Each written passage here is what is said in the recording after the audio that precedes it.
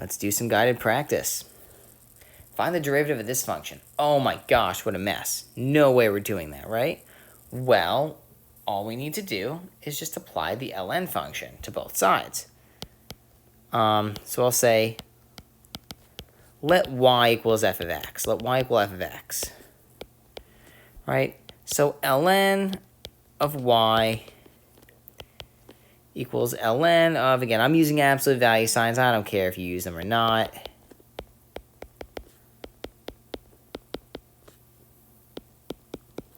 And if you want to take this derivative straight up, then you can.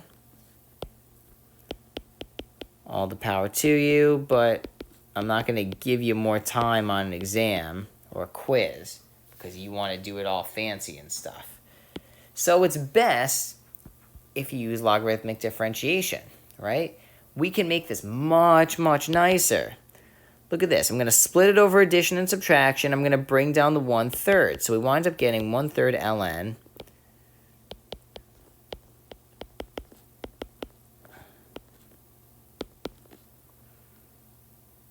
and note that the 1/3 applies only to this ln because it's only that's raised to the 1/3.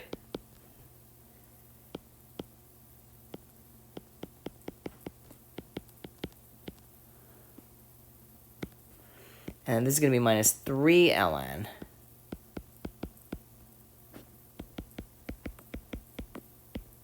Right? So much easier. Right? Not lovely to look at, but definitely more reasonable to work with. Right? So 1 over y dy over dx is going to give us, well, let's see, it's going to be 1/3 times 1 over this guy times the derivative of this guy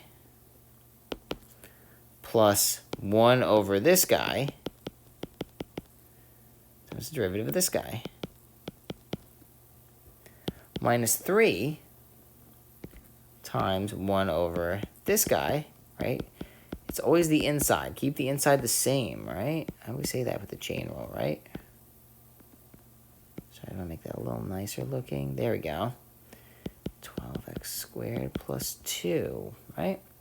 And you could simplify if you want, but that's the idea. And by the way, this is a minus sign, all right? We're clear about that? Okay, that's our answer. Now, I kind of mistakenly spaced that poorly, so we don't have a lot of space to work with here. But let's make it happen. Let y equals f of x. Let y equal f of x, right? So ln of the absolute value of y equals ln of the absolute value of sine of x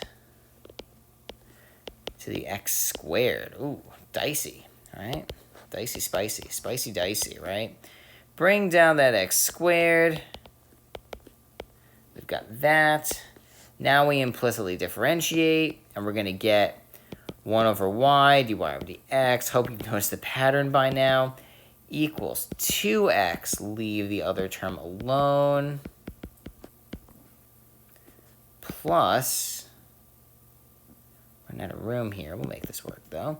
X squared times, I think we're going to have cotangent of x, right? Because we're going to have cosine of x over sine of x. Right? So dy over dx is going to equal, let me try to make that a little better. There you go.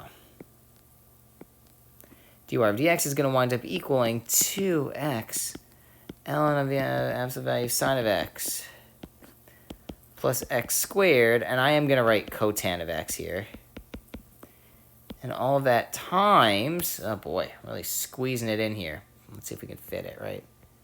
Sine of x to the x squared. That's our answer.